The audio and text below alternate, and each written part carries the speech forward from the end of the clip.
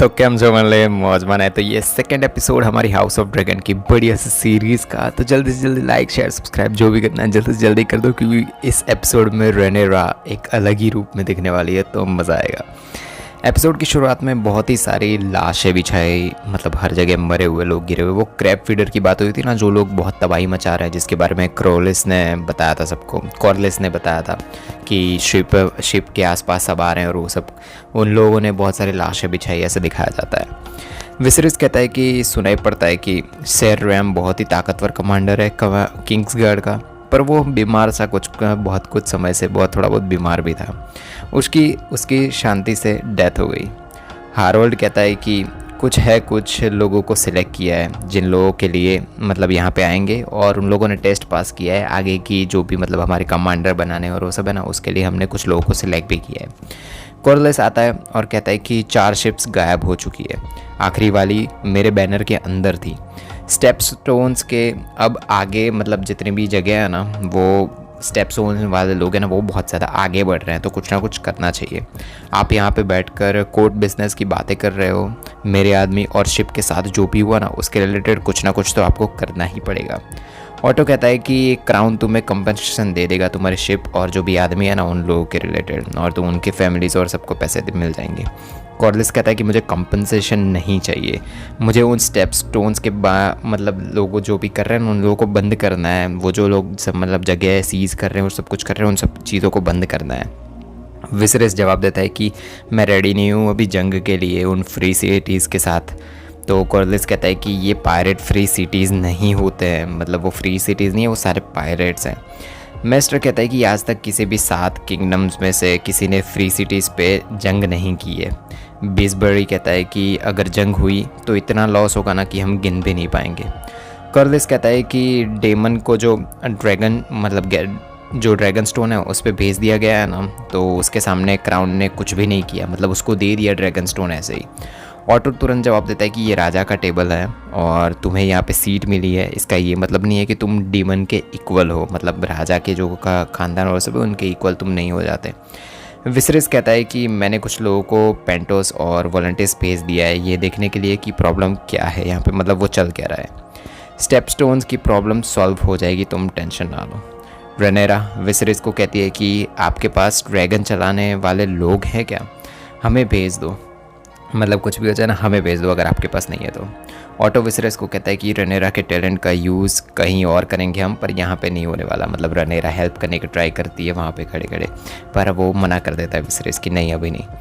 Harold रेनेरा को कहता है कि सर डेसमंड है ना जो, उनसे मिलवाता है और उनकी काबिलियत और जितने भी लोग वो आने वाले थे ना, जिन लोगों के साथ कमांडर को मतलब चूज़ करना था, उससे मिलवाता है रेनेरा को सबसे।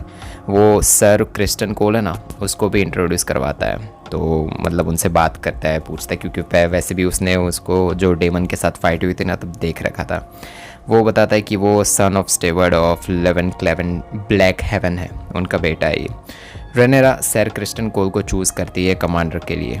ऑटो कहता है कि कोई डाउट नहीं है कि वो क्रिस्टन है ना, वो बहुत ही ज़्यादा बढ़िया वॉरियर है, पर हाउसेस जैसे कि क्रेक हॉल्स, मेलिस्टर, ये सब हमारे अच्छे साथी हैं, तो उनमें से किसी को आप चूज़ कर सकती हो। रेनेरा कहती है कि मेरे पापा को गार्ड करने वाला ऐसा होना चाहिए जिसने असली जंग की हो, मतलब थोड़ा एक्सपीरियंस हो, मुझे मतलब मेरे पापा को गार्ड कर सके ऐसा चाहिए। विसरिस एलिसेंट को दिखाता है कि ये वेलेरियन कैपिटल को वल्कोना से बना रहा था, मतलब ये सारी चीज़ें ना वहाँ पे बनी हुई है स्ट्रक्चर्स और वो सब वो एलिसेंट को दिखाता है। ड्रैगन हॉल्स यहाँ पे रहते थे, ये एक एनोग्रियन था, यहाँ पे बहुत खून खराबा हुआ है, बहुत ही ज़्यादा यहाँ पे चीज़ें हुई है। विसरिस एलिसेंट से रेनेरा के बारे में पूछता है, वो कहता है कि वो कैसी है, क्योंकि वो ज़्यादा बात नहीं करती, उससे बहुत टाइम हो गया है। एलिसेंट कहती है कि उसे टाइम लगे, मतलब रेनेरा को टाइम लगेगा इन सब में से निकलने के लिए, अगर आप उसे बुला के उससे बात करोगे तो शायद वो आपसे बात कर ले, कुछ शेयर कर ले आपसे। एलिसेंट रेनेरा के साथ कुछ दिल की बातें शेयर करती है, मतलब बातें कर रहे होते वो दोनों अपने डैड्स और राजगद्दी सब चीज़ों के बारे में एक दूसरे से शेयर करते हैं कि क्या क्या चीज़ें चल रही हैं। वो कुछ प्रेज़ भी करती है ताकि मतलब वो कुछ हो सके, अच्छा हो उनका आगे जाके सब कुछ। तभी रेनेरा होती है ना, वो थोड़ी बहुत इमोशनल हो जाती है। ऑफ कोर्स उसकी मम्मी की डेथ हुई है तो होगा ही। वो कहती है कि मैं चाहती हूँ आप पापा को छोटी बच्ची समझना बंद कर, मतलब जो पापा है ना उसके, वो ऐसा बोलती है कि मेरे पापा मुझे अभी भी छोटी बच्ची समझते हैं, मैं चाहती हूँ वो ऐसा समझना बंद कर दे। विसरिस रेनेरिस जो उसकी मतलब सेकंड जो कज़िन बोल सकते हैं वो है, उससे मिलता है और वो कोरलेस भी वहीं पे होता है। रेनिस उसका नाम है, वो रेनेरा अलग है, रेनेरा विसरिस की बेटी है और रेनिस जो विसरिस है उसकी कज़िन है। वो तीनों बातें कर रहे होते हैं। कोरलेस कहता है कि आज काउंसिल में जो भी हो आना वो थोड़ा बहुत ज़्यादा हो गया था शायद। विसरिस कहता है कि राजा होने के नाते मैं हमेशा जंग को टालने की कोशिश करता हूँ। कोरलेस कैसा कहता है कि ऐसा कभी मत सोचना कि जंग नहीं होने वाली, वो आगे कुछ ना कुछ होने ही वाली है। विसरिस पूछता है कि क्या तुम्हारे पास कोई और रास्ता है इन सब के रिलेटेड, या फिर तुमने अगर कुछ सोचा हो तो। कोरलेस जवाब देता है कि हमारी फैमिलीज़ को ज्वाइन कर लो और हमें मिल के कुछ करना चाहिए। वेड हमारी बेटी लाइना, वो 2 वेलेरियन बच्चे हुए हाउसेस को इकट्ठा कर देगी। मतलब जो ऐसा बोलता है कि लाइना जो मेरी बेटी है ना वो, और मतलब आपकी शादी अगर हो गई तो वो दोनों मिलके हमारे हाउसेस है जो वेलेरियन और टारगेरियन दोनों मिलके एक पावरफुल एंटिटी बन जाएंगे। टारगेरियन ड्रैगन्स और वेलेरियन खून के साथ आप पूरे रियल्म को बता सकते हो कि अच्छे दिन बीत नहीं गए हैं, अच्छे दिन आ चुके हैं और आने वाले हैं अगर हम लोग साथ हो गए तो।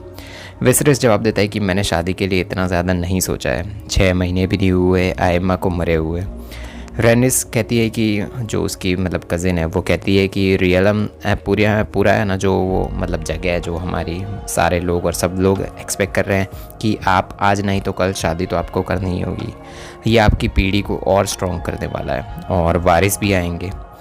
लायना वो बहुत ज़्यादा स्ट्रॉन्गर होना चाहिए, मतलब ऐसा बोलती है कि लाइना से भी स्ट्रॉन्गर होना चाहिए, मतलब आगे जो भी बेटे आएंगे तुम्हारे और वो सब, मतलब उसकी बेटी की बात कर रही होती वो।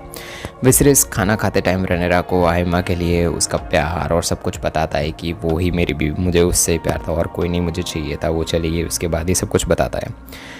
रेनेरा पूछती है कि अगर उसे कुछ काउंसिल में आज जो भी हुआ उसके रिलेटेड कुछ भी आप अगर बता पाओ तो, पर विसरिस थोड़ा बहुत गुस्सा हो जाता है और कहता है कि तुम अभी बहुत ही यंग हो, तुम्हें कुछ भी नहीं बताने वाला मैं, मतलब तुम दूर ही रहो इन सब चीज़ों से। ये सारी चीज़ें होती है और फिर थोड़ा बहुत रेनेरा के मुंह पे भी थोड़ा बहुत ऐसा दिखता है कि वो थोड़ी बहुत निराश हो गई है क्योंकि उसे जानना है कि क्या चीज़ें चल रही है। विसरिस ऑटो को बताता है कि आज कोरलेस ने शादी के लिए एक ऑफ़र रखी लाइना के साथ। उसने कहा इसके बाद दोनों हाउसेस और भी ज़्यादा पावरफुल हो जाएंगे। ऑटो कहता है कि लेडी लाइना बहुत ही ज़्यादा यंग है। मास्टर कहता है कि आपको वंश आगे तो बढ़ाना ही होगा कुछ भी हो जाए। विसरिस लेडी लेना से मिलता है जाके, वो एक छोटी बच्ची होती है 12 साल की। वो कुछ बातें करते हैं और विसरिस से, और फिर कहती है कि आप चाहे उतने बच्चे मैं आपको देने वाली हूँ, रॉयल खून होगा हमारा, बहुत ही ज़्यादा पावरफुल बच्चे होंगे और ये सब। विसरिस पूछता है कि ये बात तुम्हें तुम्हारे पापा ने कहने के लिए कही थी ना।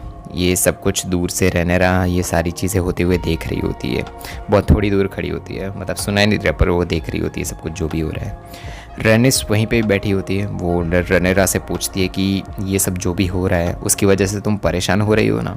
रेनेरा कहती है कि नहीं ऐसा कुछ भी नहीं है, परेशान आपको होना चाहिए क्योंकि आपकी बेटी की शादी हो रही है। रेनेरिस कहती है कि मेरी बेटी हो या किसी और की, राजा को नई वाइफ तो मिलने ही वाली है, ये बहुत ज़रूरी चीज़ है और उस वाइफ से एक ना एक बेटा ज़रूर होगा आगे जाके, उसको तुम्हारी जगह पर वारिस बना दिया जाएगा। यही नीति है और यही सब कुछ चलता आ रहा है। रेनेरा कहती है कि मैं ये सब कुछ बदल दूंगी, सारी चीज़ें चेंज कर दूंगी। विसरिस एलिसेंट को ये शादी की और सारी बातें बताता है। एलिसेंट जो एक स्ट्रक्चर टूट गया था ना जब वो बता रहा था सब कुछ, तो वो स्ट्रक्चर फिर से बनवा के विसरिस को देती है और विसरिस ये देख के खुश हो जाता है।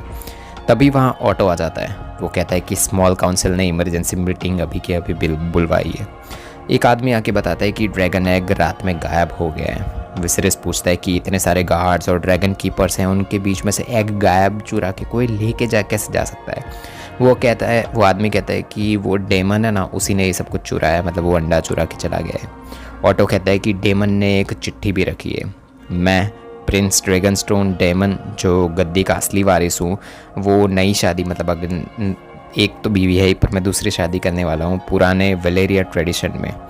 वो लेडी मिसेरिया है ना होगी, वो ड्रैगनस्टोन की वहीं पे होगी, मतलब वो मेरी बीवी की होगी और वो ड्रैगन के जो अंडे हैं ना उसको साथ में रखेगी। वो डेमन ने वेडिंग के लिए इनविटेशन भेजा है हम सबको, विसरिस कहता है कि तो क्या मैं डेमन को ख़त्म कर दूँ, उसको जेल में डाल दूँ, ख़त्म कर दूँ इन सबको, मतलब जाके डेमन को उड़ा दूँ वहाँ पे, मतलब ख़त्म कर दूँ ऐसा ही।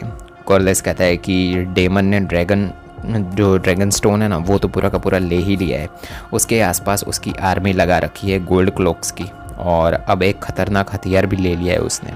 रनेरा पूछती है कि वो कौन सा अंडा लेके, मतलब डेमन है वो कौन सा अंडा लेके चला गया है। वो आदमी कहता है, जवाब देता है कि ड्रीम फायर है ना वो लेके गया है, वही अंडा जो मतलब जो प्राइज़ में बेलेन के लिए तो आपने चूज़ किया था ना, मतलब वो रनेरा को कहता है कि आपने जो प्रिंस बेलोन है आपने मतलब जो आने वाला था उसके लिए जो अंडा चूज़ किया था वही लेके डेमन जा चुका है। विसरिस तुरंत कहता है कि मैं जा रहा हूँ ड्रैगन स्टोन ये सारी चीज़ें ठीक करने के लिए। ऑटो कहता है कि डेमन अभी बहुत ही ज़्यादा खतरनाक हो गया है, मैं जाता हूँ, मैं ठीक करूँगा ये सब कुछ, मतलब सारी चीज़ें सॉल्व कर दूँगा, लड़ाई हो तो लड़ाई भी। ऑटो लोग ड्रैगन स्टोन पहुँच जाते हैं, सामने डेमन आता है और अंडे के साथ आता है वहाँ पे। ऑटो कहता है कि तुमने अभी भी ड्रैगन स्टोन मतलब अभी तुम्हें ये ड्रैगन स्टोन है पूरा का पूरा खाली करना होगा, ये एग भी आपको वापस करना होगा, ये राजा का ऑर्डर है। डेमन जवाब देता है कि मुझे तो राजा दिख भी नहीं रहे, वो तो यहाँ पे आई भी नहीं है, तो ऑर्डर कहाँ से आया।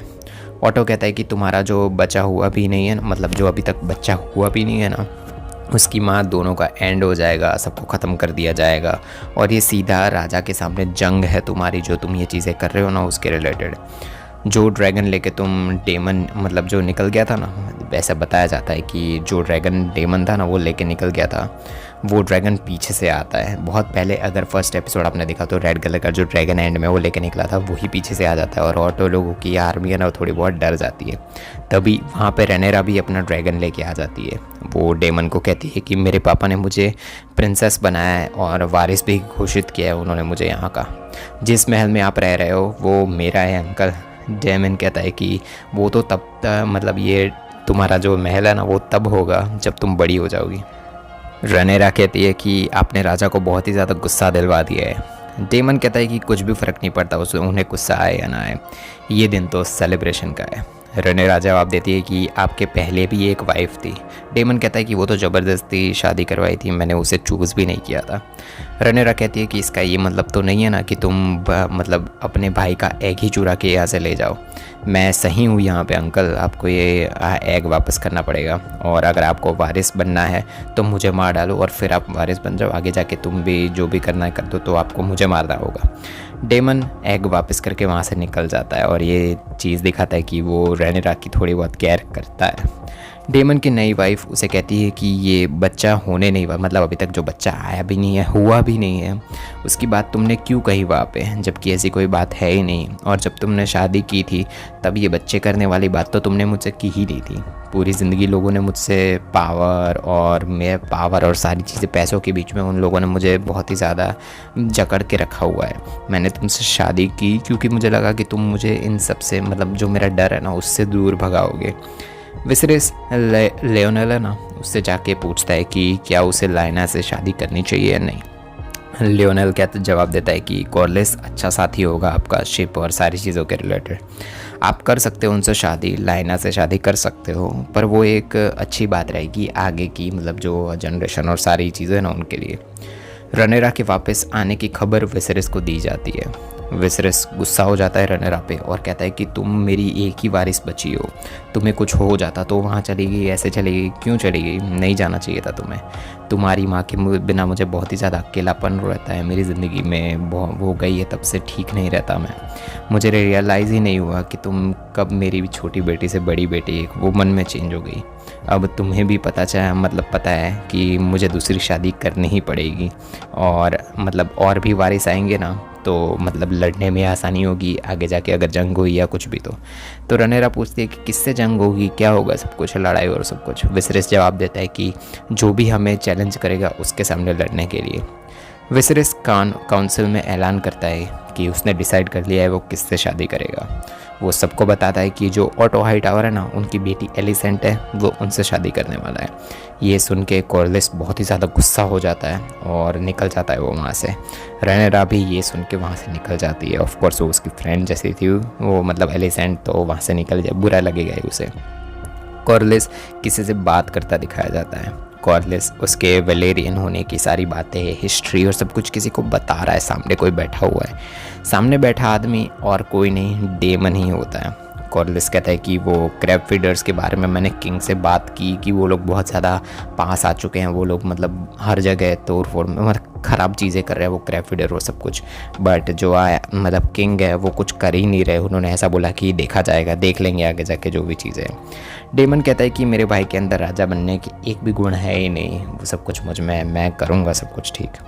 वो और कॉर्लिस मिल के अब आगे कुछ ना कुछ तो करने ही वाला है। और ऐसे ही एपिसोड 2 का एंड होता है। मिलेंगे नेक्स्ट एपिसोड में, बाय बाय।